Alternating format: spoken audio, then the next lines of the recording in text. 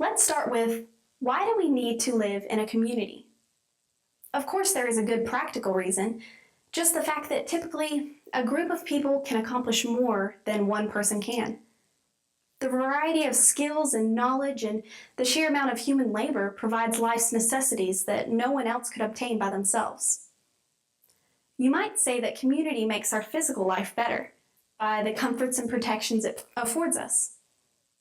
The fact is that it takes a community to provide all the sorts of needs that no one single one of us can provide all by ourselves, such as food or medical provisions and housing. Also, communities develop and rely on many different institutions to meet their needs, like schools and businesses. The point being, it is obvious to us that there are significant advantages to being in communities that function well. The soul is also nourished by community. Your community provides you with what sociologists call your social identity.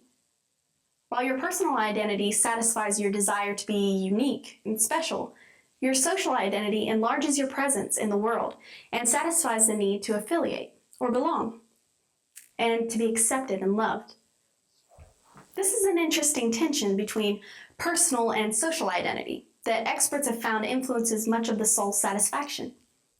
To be loved and accepted is a fundamental longing of the human soul, and belonging to a community can help satisfy that desire.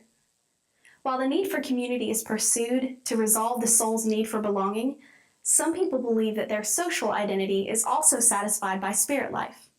You may feel this way too. It can be a part of your worldview. Members of a community draw virtue from their community.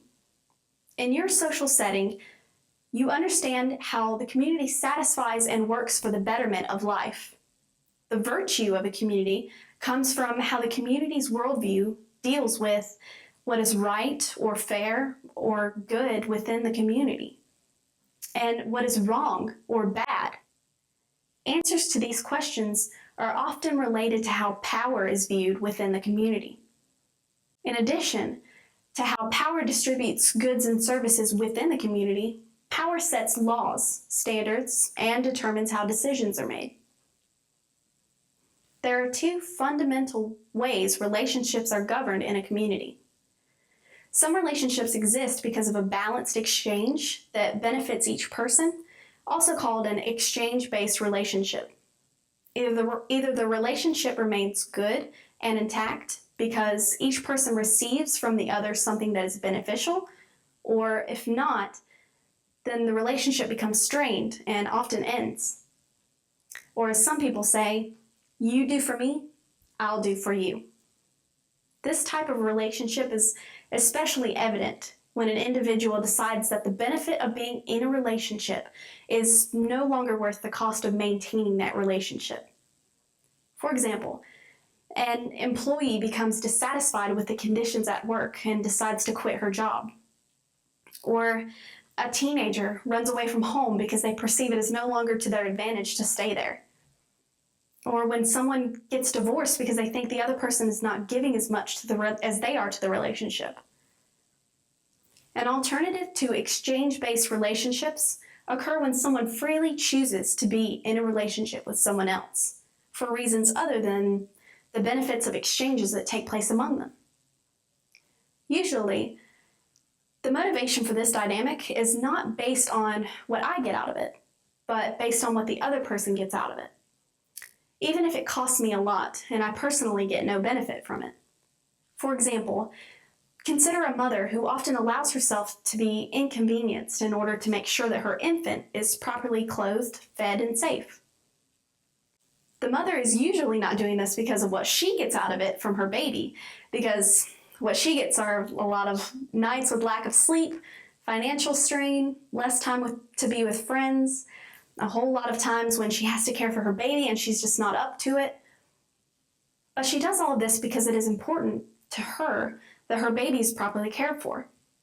This is a relationship she is committed to, regardless of how difficult it becomes. The exchange-based worldview of power comes in two forms, depending on how power is viewed by those in authority. The first we will call Type 1, or autocratic, and is best described like this. In this worldview, those in authority use their power to take from others for their own personal gain. This exchange between those who have power and those who don't is called a win-lose. This means that those who have power win, and those who don't lose, because those who have leverage or control acquire goods through the threat of punishing those who don't. Those in power usually suppress the rights of those who do not have power. While Type 1 relationships seem one way and do not appear to be an exchange, subjects do receive something of value that keeps them in the relationship.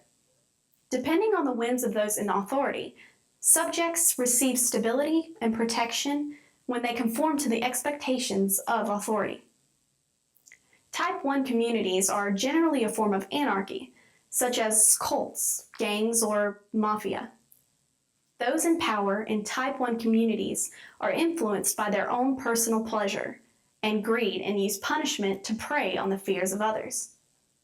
Since fear affects how you would act in a Type 1 relationship, let's look at your own worldview on fear by seeing what you fear the most.